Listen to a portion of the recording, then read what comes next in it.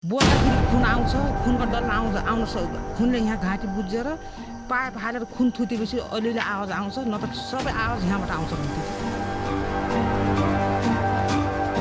दर्शकबिन नमस्कार, म Sujal GM. Classic Nepali channel हेरेर बसिरहनुभएका सम्पूर्ण दर्शकहरूलाई स्वागत छ। दर्शकबिन आज हामी दाङ जिल्लामा छौँ। यहाँ काटेछ भने म त हेर्नु छैन, पुरै ब्लर थियो।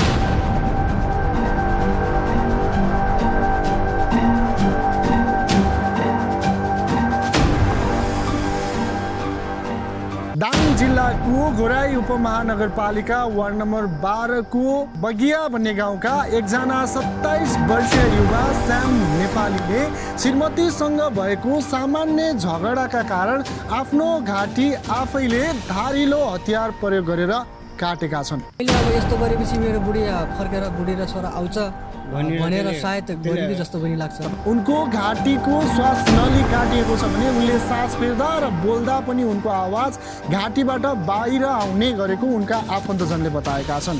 खास घटना के हो र किन एकजना 27 वर्षीय युवाले आफ्नो घाँटी आफैले रेट्यो त?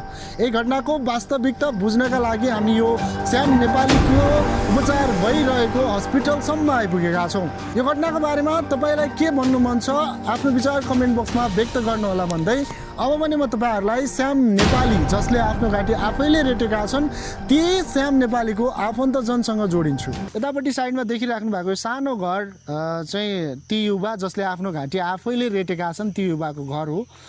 श्याम नेपाली भन्नुभयो है, श्याम नेपालीको घर हो। उहाँको अङ्कल तपाईँ साइलो अङ्कल हुनुहुन्छ, तपाईँ म दाइ हुनुहुन्छ। ओके, खास श्याम नेपालीले किन घाँटी रेट्नु भएको रहेछ, आफ्नो घाँटी आफै रेटेको भन्ने कुरा यो सत्य हो? अब हो भन्छ के त, अब अरूले हामीलाई त्यो थाहै छैन। त्यो हजुर, एकचोटि फोन आएपछि गइयो। हजुर, अनि यो घटना कति बेलाको हो? बिहान कति बजीतिर यहाँ 7 बजीतिर यहाँ आएपछि म यहाँ आइतबार बिहान 7 बजे यहाँ फोन आयो। तपाईँहरूलाई फोन आयो? के भनेर आयो तपाईँहरूलाई फोन? श्याम नेपालले यस्तो यस्तो गरिरहेछ, घाँटी रेटेछ, हजुर, अनि गम्भीर अवस्था छ, छिटो आउनुहोस् भनेर उहाँबाट फोन आयो। कसले फोन गर्नुभयो तपाईँहरूलाई? उहाँको के अरे वसन्त राठौरको भान्जाले फोन गरेर यहाँबाट जानुभयो। यहाँ जस्तो अब अहिले त हामी श्याम नेपालीको यो गाउँ र यो घरमा छौँ। उहाँको घरको अवस्था पनि निकै कमजोर देखियो। उहाँ कहाँ बस्नुहुन्थ्यो खास? अब घरमा बस्नुहुन्थ्यो या होइन, भाडा लिएर बसेको, भाडामा बस्नुहुन्थ्यो? कोठा भाडामा लिएर कोठा भाडामा बस्थ्यो। अनि सुन्नमा आएअनुसार समाचारमा बाहिरी अनुसार श्रीमतीसँगको झगडा परे पश्चात श्याम नेपालीले यो गरेको, घाँटी काटेको, आफ्नो घाँटी आफै रेटेको भन्ने कुराहरू आएको छन्।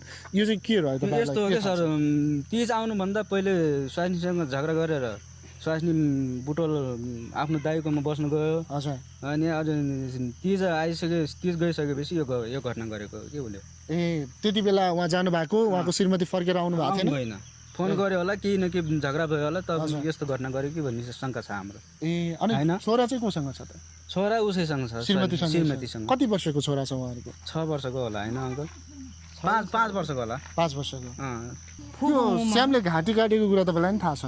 थाहा त आयो भयो सर। अब त्यति हामीले देखिनौँ यस्तो यस्तो भयो भन्ने सुनेपछि यहाँबाट दाइहरू जानुभयो। जाँदाखेरि अब यस्तो यस्तो छ, अनि अब आफ्नो मान्छे नहुँदासम्म अपरेसन हुन्न भनेर उहाँबाट खबर आएपछि अब यहाँ मान्छे गएपछि उहाँ अपरेसन भयो गरे। त्यहाँ पछाडि अब धेरै गम्भीर अवस्थामा छ भनेर अझै पनि मेरो छोरो हिजो दिउँसो गएको हो। पैसा भयो बाँच्छ, नत्र मर्छ दादा भनेर भन्थ्यो मेरो छोराले पनि। हिजो आयो, फेरि खायो, 10 बजीतिर गयो, फेरि जानुभयो। फेरि छोराले कस्तो छ अवस्थामा? कस्तो छ भनेपछि अब बोल्दाखेरि आवाज यहाँबाट आउँछ, आमा यी घाँटीबाट घाँटीबाट आउँछ गरे आवाज। यो गर्दाखेरि बोल्दाखेरि खुन आउँछ, खुनको डल्ला खुनले यहाँ घाँटी बुझेर पाइप हालेर खुन थुतेपछि अलिअलि आवाज आउँछ, नत्र सबै आवाज यहाँबाट आउँछ भन्थ्यो कि। मतलब मुखबाट आउने ठाउँमा यो घाँटी यहाँबाट आउँछ गरे, अक्सिजन पनि यहीँबाट छ गरे, त्यो आवाज पनि यतैबाट आउँछ भनेर भन्थ्यो मेरो छोराले।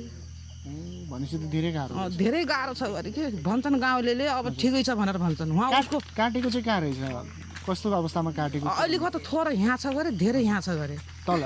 हजुर, हिप्पी छ भनेर भन्थ्यो है मेरो छोराले। केले काटेको भन्नुभएको रहेछ? बोल्न त सक्नुहुन्न होला? बोल्न अब हात आसान गर्छ गरे, हात आसान गर्छ, अनि कहिले के भन्छ कहिले के गर्नु मैले 1.5 घन्टा कुरा गरेँ केही बुझ्न सकिनँ आमा भनेर भन्थ्यो मेरो छोराले त्यही भन्नुभएको थियो अहिले श्यामको घर परिवारमा को हुनुहुन्छ त को हुनुहुन्छ 2 जना 3 जना अब एउटा छोरा 4-5 वर्षको छोरो छ सर अनि श्रीमती थियो अब उनको त राम्रै थियो पहिला त एकदम राम्रो थियो आउने जाने गर्थ्यो यहाँ आउँथे जान्थे गाउँ पनि आउँथ्यो यहाँ आउँथे अनि तादिन पनि यो असारको महिना जेठको महिना पूजा गर्न आए पैसा भएपछि बाँच्छ दादा नत्र हुन्न अनि आमा कति दिन पैसाले पुग्ला कसले देला त्यसलाई दिने मान्छे कोही छैन भनेर भन्थ्यो अब एकजनाले 50,000 दिन्छु म भनेर भन्यो गरे पछि ल्याउन जाँदा हुन्न भनेर उसले धोका दियो र रामे दादा यहाँ आउनुभयो यहाँ पनि कहीँ पैसा पाइएन पैसाको लागि एकदम धेरै गाह्रो छ सर धेरै उहाँको बुवा श्यामको बुवा साइला बाबुले कति हेरोस् ऊ पनि काम गरी खाने मान्छे हो सर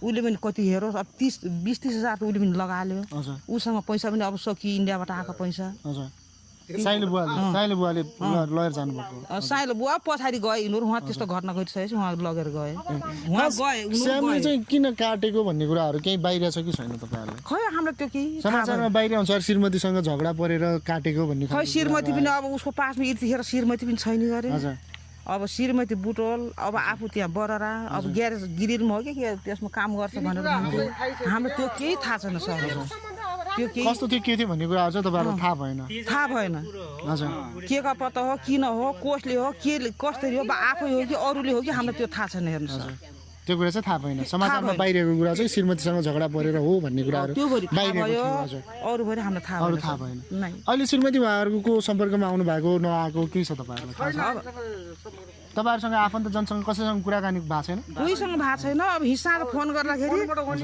आउँछु भनेर भन्थ्यो गरे आइ कि नाइ के गर्यो अब श्रीमती आउँछु भन्थ्यो आउँछु अनि भनेर हिसाबले फोन गर्दाखेरि पहिला नन्दहरूले मधुले कृष्णले फोन गर्दा झगडा पऱ्यो गरे फोन न पछि आमाले फोन गर्दाखेरि फगै फोन गरेर हुन्छ आउँछु अनि भनेर भन्नुहुन्थ्यो माइजूले भन्थ्यो त्यही कुरा हजुर अनि श्यामको चाहिँ बुवा कहाँ हुनुहुन्छ बुवा आमा हुनुहुन्छ कहाँ हुनुहुन्छ अब आमा भयो 8-9 वर्ष भयो आमा पहिला गएको बाउ अब यस्तो काम गर्दा खाँदा गर्छ उता टाढै गएको छ काम गर्ने कहाँ जानु भएको छ पर्वत जिल्ला भन्छन् पर्वत जानु भएको छ भनेपछि त टाढै जानु भएको छ त्यो ठाउँमा फोनको पनि फोनले पनि काम गर्दैन गरे उहाँ काम गर्न जानु स्विच अफ छ भन्छन् मोबाइल अनि श्यामको दाइ भाइहरू कोही हुनुहुन्छ दाइ भाइ हुँ छ दाइ बहिनीहरू सबै आफन्त त्यसको हुँ छन् जन्म दिने भाइ बिनाहरू सबै हुँ छन् हामी त अब सुनेको भनिदिने हो मेरो छोरो हुँ छ आमा पनि त्यहाँ आइरहेको छ बहिनीहरू पनि त्यही के अरे